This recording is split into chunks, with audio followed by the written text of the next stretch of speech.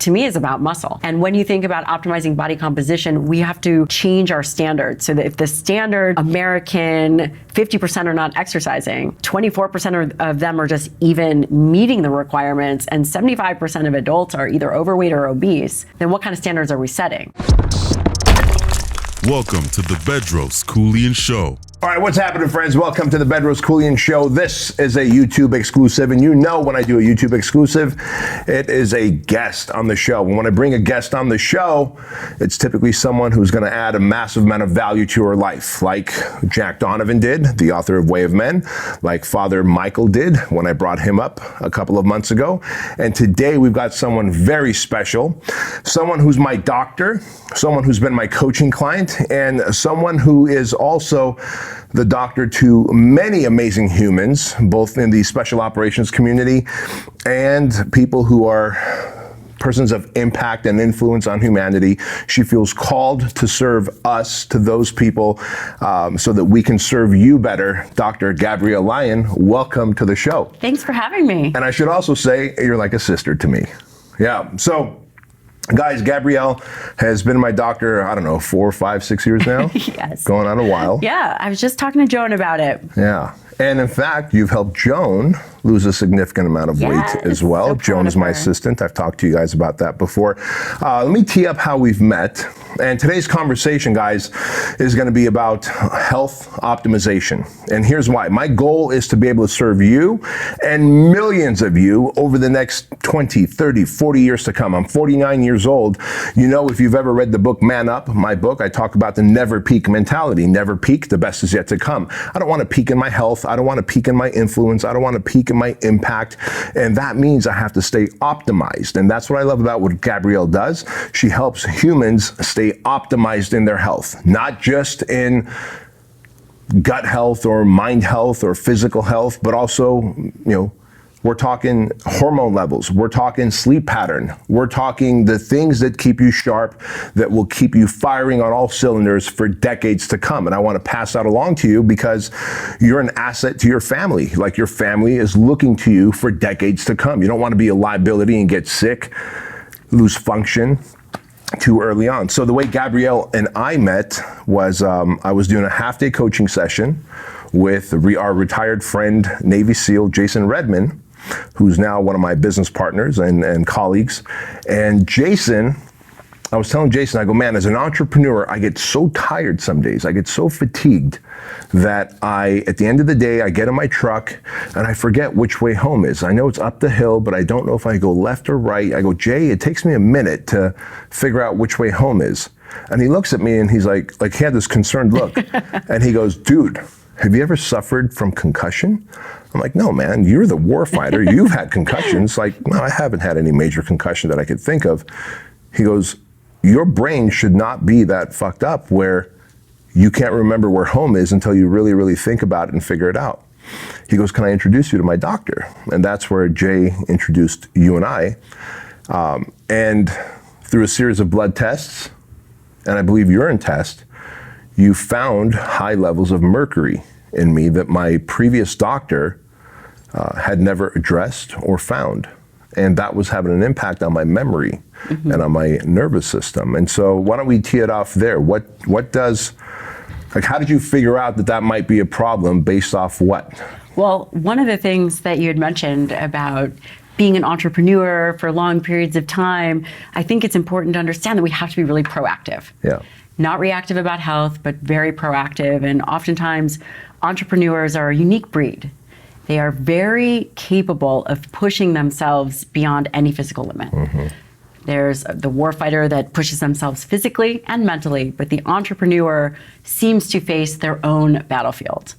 And when I met you, you were so capable, but you had these patterns of fatigue, patterns of memory, patterns of thyroid and hormone levels, and also dietary habits. One of the things as an entrepreneur is you minimize chaos.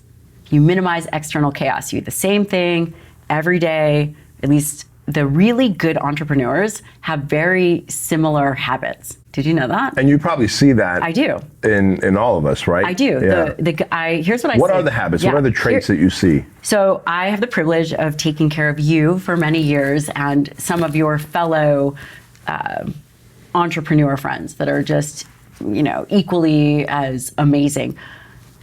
The ones at the top have very similar patterns, and they limit distraction and chaos from training and from food. They are extremely structured. The younger entrepreneurs seem to, stay up late, push the hours, go on minimal sleep, and they have these predictable highs and lows, very predictable. And they are at the... Well, predictable for you.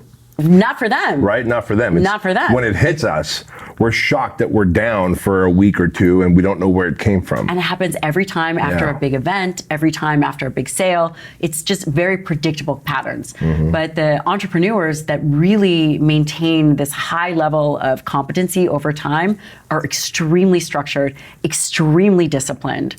And they do their thing. Like, you get your blood work when you're supposed to. You're pretty tight on sleep and food and training and family time. These are non-negotiable things that you have set into place.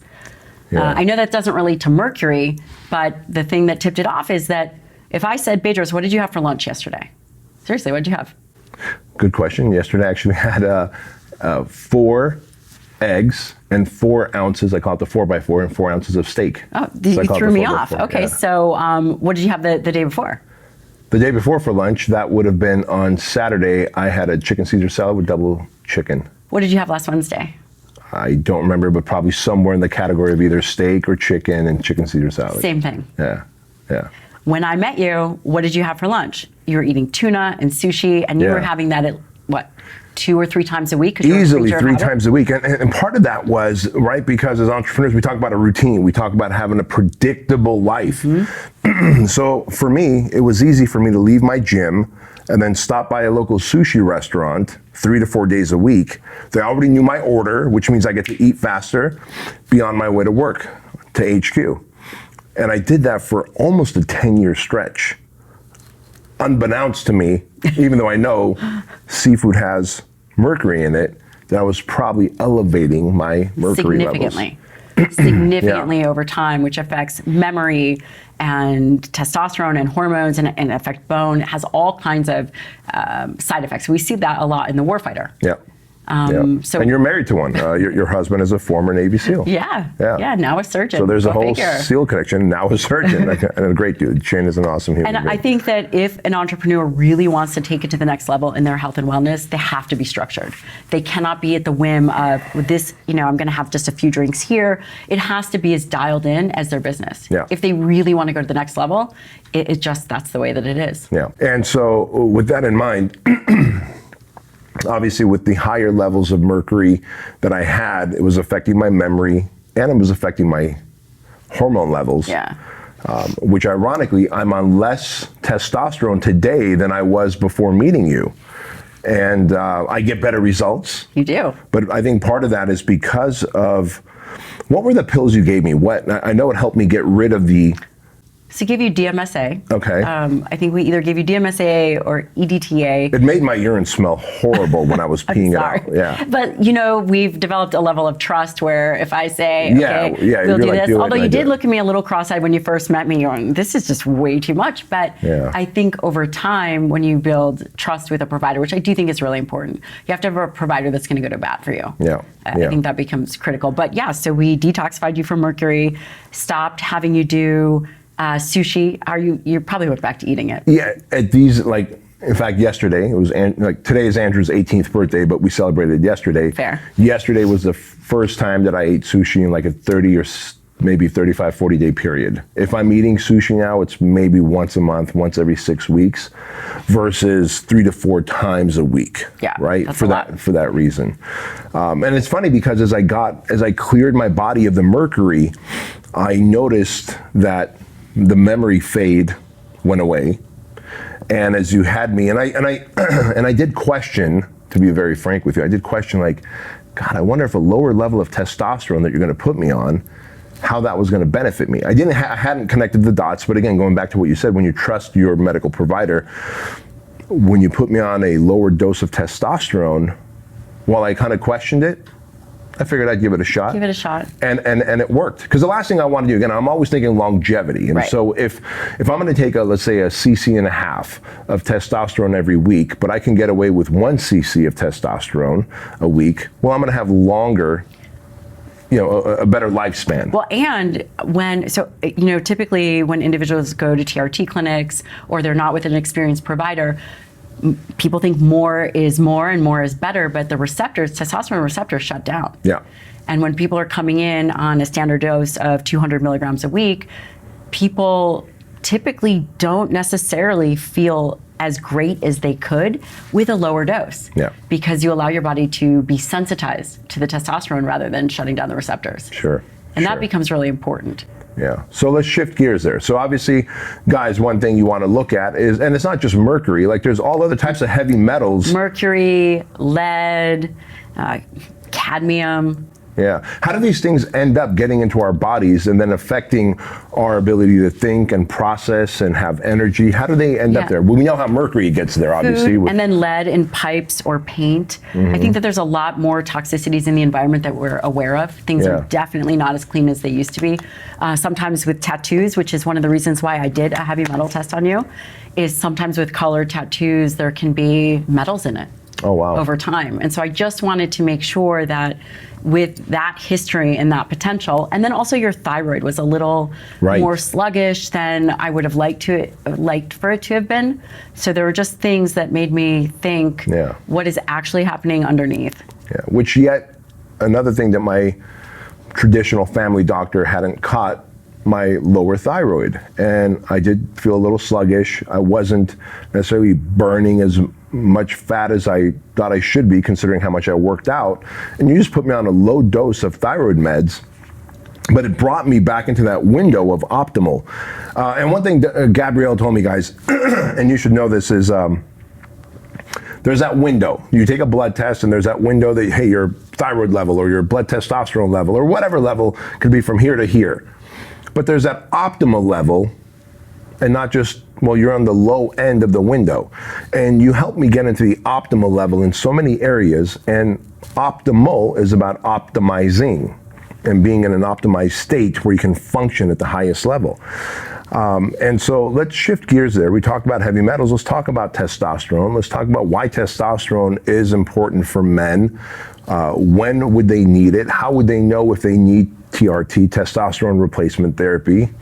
Yeah, you got it. Testosterone, and by the way, my husband, who is now a surgeon, is actually a urologist. Right. This is all we talk about. We talk about TRT and whatever.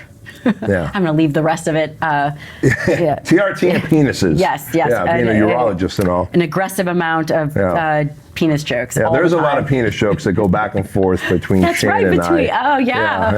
And I am unfortunately also on that group text. But testosterone is actually really hitting a stride right now. For a long time, especially during sport, with issues of testosterone in sport, it was always looked upon as something that was dangerous or couldn't be used. And it really changed the perspective of an individual being able to prescribe it. So it's now much less taboo, but it still has, I think, challenges within mainstream.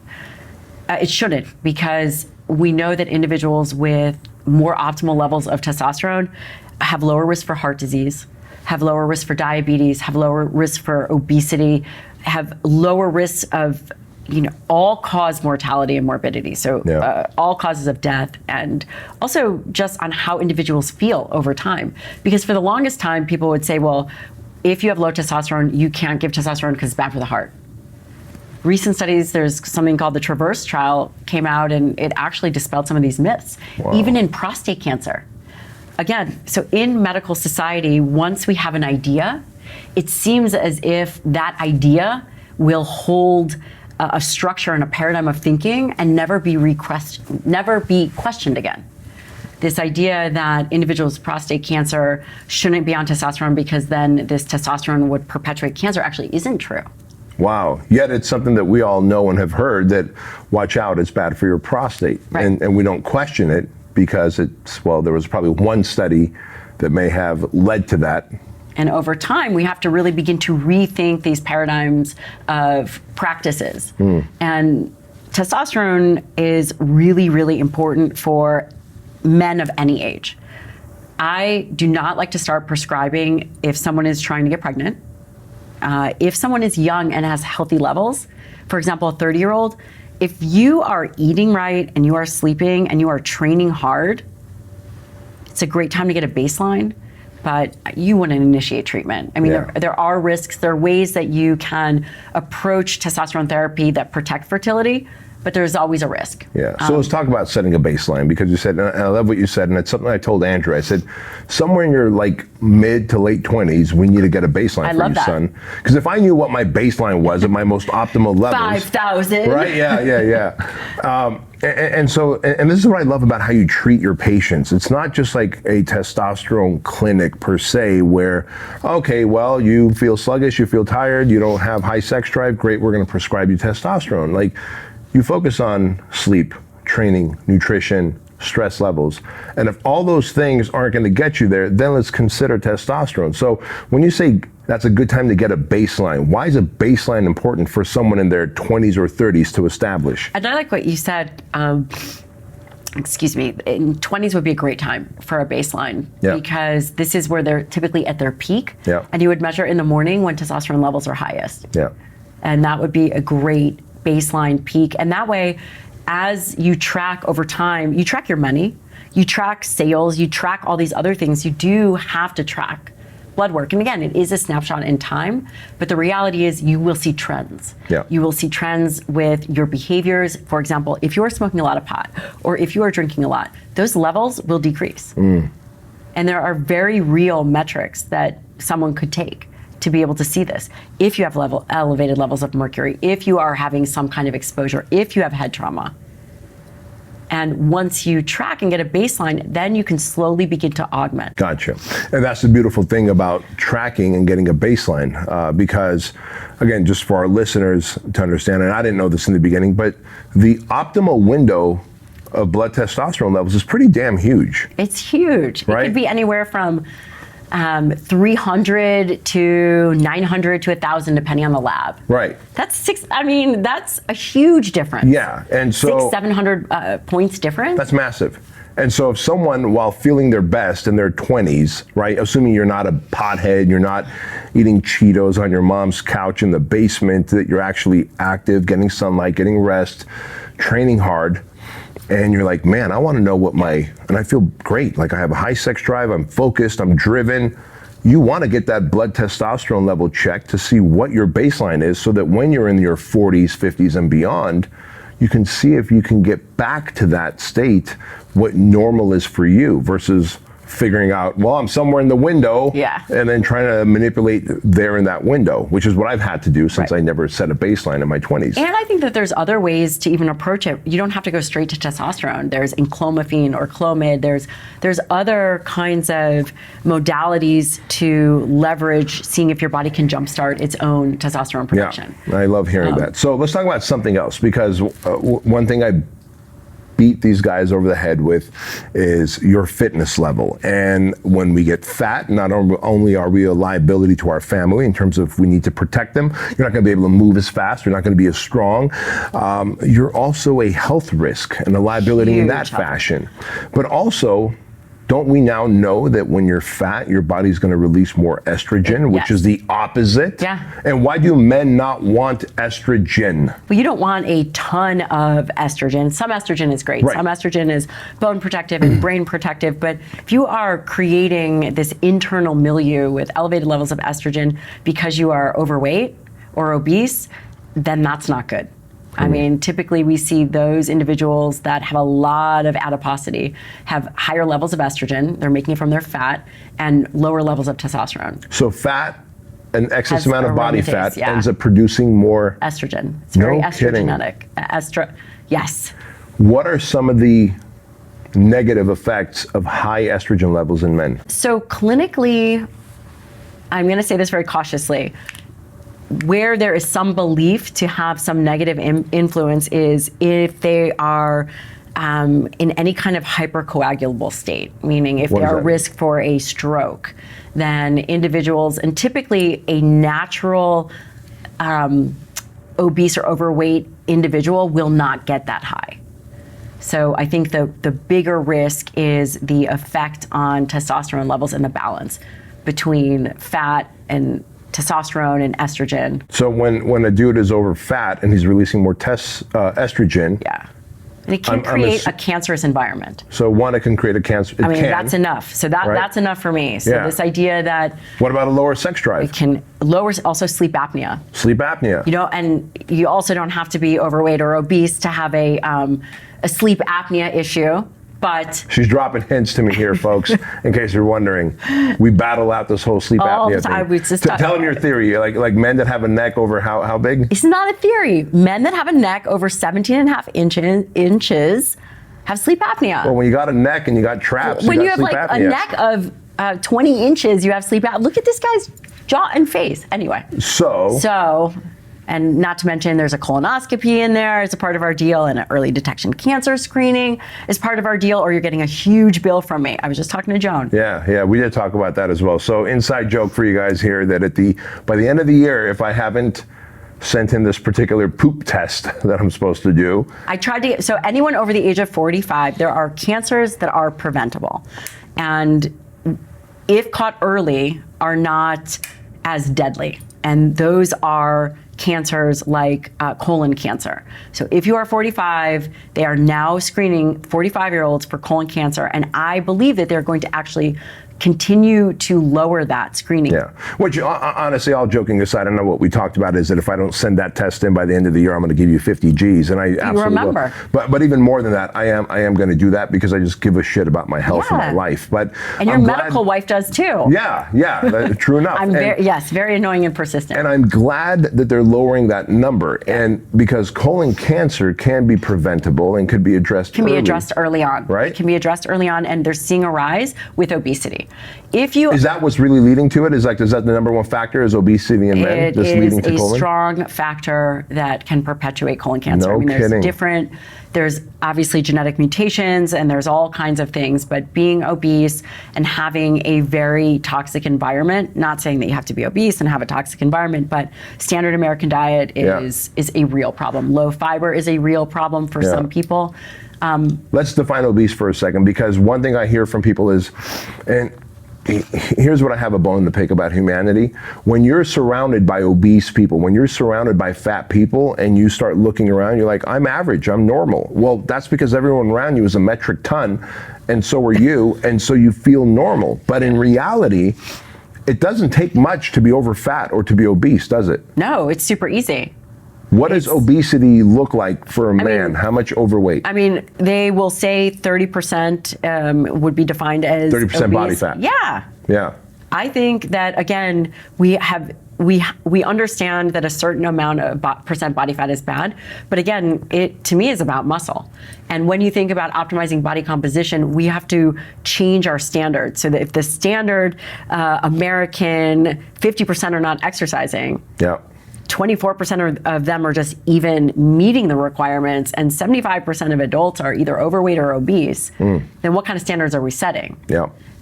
When you think about a man, I think it's understanding where he felt his best. And I think this about a woman too. And I spend a lot of time thinking what percent body fat someone should be. When did you feel your best and your leanest where your hormone production was still good? For men, is it 10%? Is it 12%?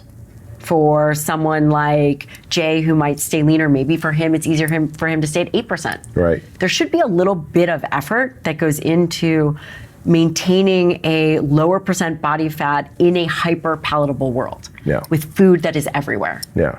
And food designed in a way to make you want to eat more. Like Doritos, for example, I don't know if you know this or not, they have random chips in their bags. I think the average single serving Dorito bag has 4 chips in there that is hyper seasoned to trigger your palate to want more.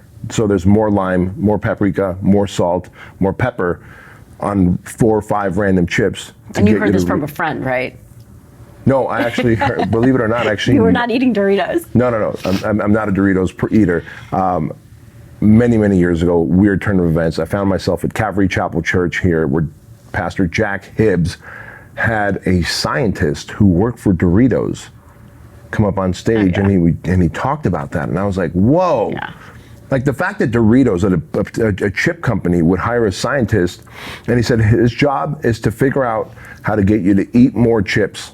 That's it. Yeah. To eat more chips, how it breaks down on your tongue, how it tastes when it goes down, how it triggers the desire to reach back for more. And so they figured out not only how the chip should break down, but how they should season random chips to make you to want another. Which, when we live in an environment where we are constantly fed food that is toxic, so kind of shifting gears here, you said obesity and a toxic environment.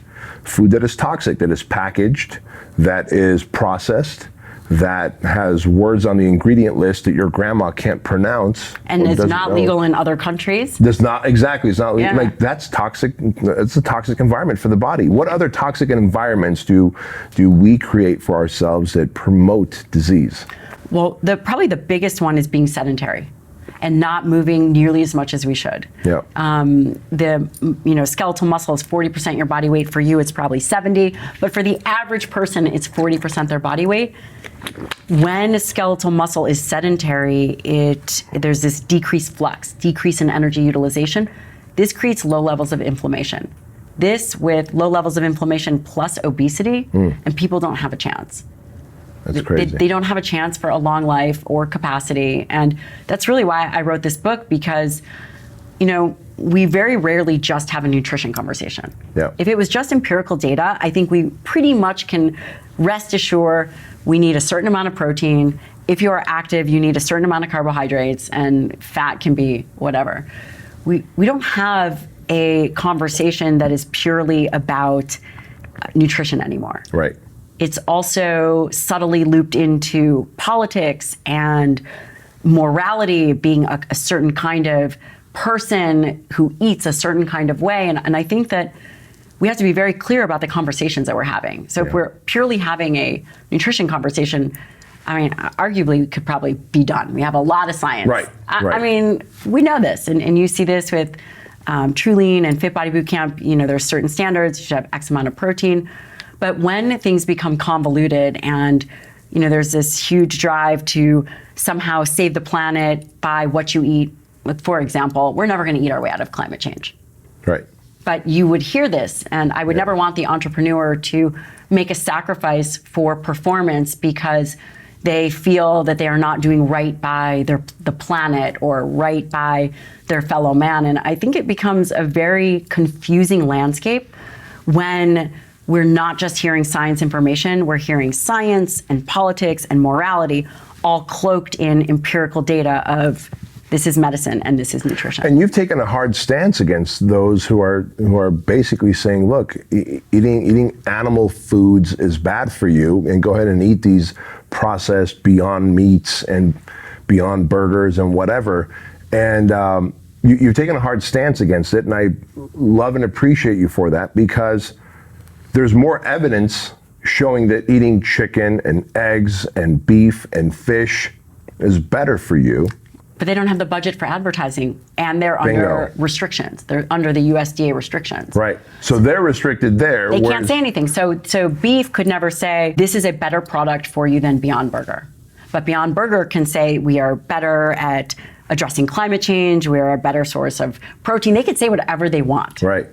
Why do you think, I'm asking for your opinion, that actual natural food companies are bound and gagged while these manufactured plant-based food organizations can say whatever they want? Yeah, money. What's at play in your opinion? Money, so commodities. Commodities is under the USDA. So whoever is in power and controlling, so commodity has a marketing budget, so commodities are beef, pork, egg, milk, soy, corn, whole foods. Mm-hmm. Their marketing budget collectively, so you don't hear about the individual farmers, the dairy farmers, right? You don't know all your individual beef farmers. You don't know who they are. They pool their money together collectively to get a slogan like beef, what's for dinner? Yeah. or milk does a body good, or I say pork and you say Chicken? I don't know. the other white meat. Oh, the other white meat. Yes, that's right. I forgot about that one. So that's an example of a commodity in their marketing budget, Yeah. $750 million. PepsiCo, one company, is $2 billion. Wow. That's a lot of cash Yeah. to be able to spend. They can say anything disparaging against another company, another product, but a Whole Foods can't. That's something, isn't it? Yeah. All So right. whoever controls the money controls the narrative. And we're seeing that now since 2020, where money is influencing what we should do and how we should do it and where we should distance and what we should put into our bodies. So you have to become very smart and understand that we are no longer just having simple conversations about nutrition, even if one were to think that. Right. So let's shift gears to the final thing I want to talk about, which is sleep. I was guilty of this, and I literally, you can probably find footage on my YouTube channel where I've said, I'll sleep when I'm dead. And it was in the early stages, so I can tell you it was probably 14, 15, 16 years ago, in the early stages of building Fit Body Boot Camp. Which we see all the time with young entrepreneurs. Yeah. And I realize now at 49, like I need my 7.5 to 8 hours. I need it to be completely dark. I need it to be completely quiet. I try not to drink so much water at night so I don't wake up 3-4 times to go use the restroom. Well, I don't wake up 3-4 times. If anything, I might wake up once or twice to go pee, but if I could sleep through the night, even better. I found that sleep is actually a superpower. I looked at it, I almost looked down on sleep because like, wow, this is for babies. And it's annoying. Yeah, it is. It's annoying. You're not really getting much really done. have to just Yeah. It's annoying. But explain what sleep does. What is happening to our bodies, to our brains while we are in a restful sleep environment? There's a handful of things that happen. And again, there's a ton of sleep research out here. So I'm going to pick what I believe to be the most important for the entrepreneur.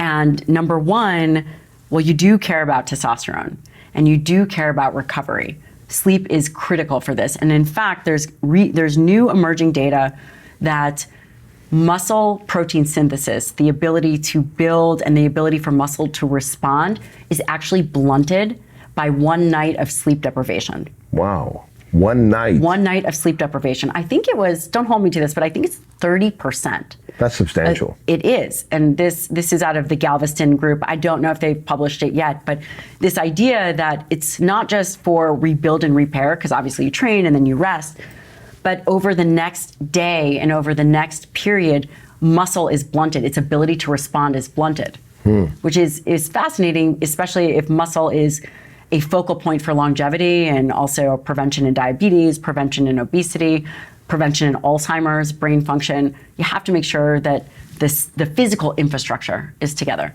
So Yeah. that's interesting. So if you want to be jacked, you better get to sleep. Yeah. If you want to have good testosterone, you have to get to sleep. One of the criteria when I ran, as part of my job as a fellow in geriatrics, was running a memory clinic. And one of the questions that we always asked was how much sleep the individual was getting, because sleep restriction is a risk factor for dementia.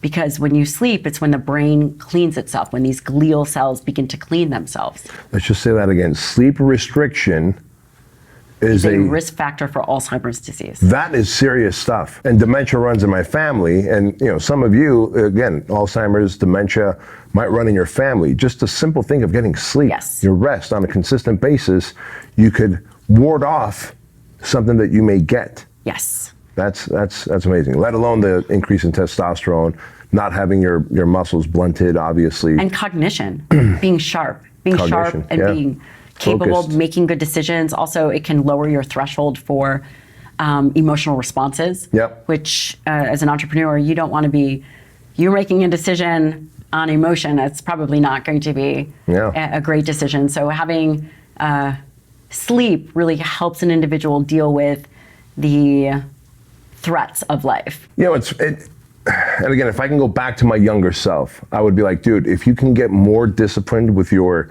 daily routine, you could get the 7.5 to 8 hours a day that you needed. I remember months on end, I would get 4 to maybe 5 hours a night. And I suppose there's like those people who can live off 4 to 5 hours a night. They're body and brain are wired hate that you. way. We know? hate you. Yeah. That's not me, Suck. and that's probably not most of us. No. Is that fair to say? It's not. I mean, there's probably a genetic set point for sleep. Yeah. But you, again, in a building phase, I can appreciate. Look at Shane. He works 100 hours a week. Right. I mean, he's the guy sleeping maybe 4 hours a night. Yeah. It's not ideal, and there's risks, and Yeah. there's cancer risks from night shift workers, and there's all kinds of problems. That's been Yeah. studied. And so really, listen, if you can, you want to get that sleep. I look back 14, 15, 16 years ago, and I could have structured my day more disciplined. My routine could have been more disciplined, more organized. I could have said no to more things that were trivial to say yes to the few things that really mattered, to allow me to get more sleep in hindsight. And so I'm speaking to those of you that are in your building phase, in your late 20s, in your 30s, you're building organizations, and you think that, these things that you're doing, like the energy drinks, right? Like just pounding energy drinks, not getting your sleep, eating food that is really, that creates a toxic environment, that's packaged, that's processed, that some of the ingredients are illegal in different countries. They're working against you in so many factors, in focus, in cognition, higher risks for cancer, lowering testosterone levels, all things that we don't want. And then we get into our 40s and we're like, shit, how can I optimize? Yeah. I mean, it starts in your 20s and 30s, It doesn't does, it? and actually the disease processes start early on. And I just want to mention something that I think is an easy takeaway for the listener or the viewer, is that being consistent on sleep-wake times. Tell us about that. Yeah, there's this idea of circadian entrainment, the body's natural clock, the internal clock. You will have more energy and feel better and potentially have better biomarkers if you are consistent when you wake and when you sleep within, it should be 20 to 30 minutes. It shouldn't be much of a variation. Makes sense. You wake up, you get outside, you get light into your eyes, you set these rhythms for the day. It'll allow you to sleep better. Yeah. I've found that after every workout that I do at 9 a.m., I'll go walk at the park without sunglasses on, and I do that not only that my body gets sun, but I know getting sun in my eyes, my patterns of sleep. By 10 o'clock, 10:05, I'm just like, my battery's done, I'm ready to sleep. And my body wants that. When I had these irregular sleep patterns where I would still get, let's say, 7.5 hours of sleep, but one of that chunk might be at midnight till whenever, till 7:30 a.m. Another one might be 10 to 5:30. That's a big difference for me. I would still wake up tired and exhausted. Yes, and if I would say that if someone was listening and is like, well, I have to get this done, I have to do this schedule, what I would say is potentially leveraging exercise, some high intense exercise where you're not going to get injured on those days where you're not actually sleeping. Mm-hmm. Because there is some potential mitigation of the damage that you're doing. Isn't that something? Because you think, crazy. well, I'm not getting enough sleep, so I better get more rest. Those are the days you train. Those are the days you train. And I've instinctively have figured that out. Now, guys, this isn't to say that you're not going to have these build phases like Gabrielle talked about. Shane, your husband's going through that right now as someone who's finishing up his schooling, and he's a surgeon, as you're building your companies. But if you find yourself stuck for 5 years, 10 years in the building phase, where you're burning the candle on both ends, it's self-destructive, and it turns you into a liability for your family and those who rely on you. Gabrielle, why did you write this book, Forever Strong? The new science based on strategy for aging well. Because it was a responsibility to be able to help humanity. And I felt like after seeing all that I saw, I spent a lot of time at the bedside of individuals that were dying, and I spent a lot of time working with military operators, and seeing the noise in the space really affected me. Yeah. Because the people in the middle, or the people that don't know where to turn, are the ones that get misinformation, and then eventually that window of change can close. Yeah. And I don't want that to happen. You're an amazing servant to humanity. I've never seen someone care as much as you do for their patients, and I'm fortunate and I'm blessed to be one of your patients. Obviously what you do is a very high level service. Let's just be honest. Most people financially probably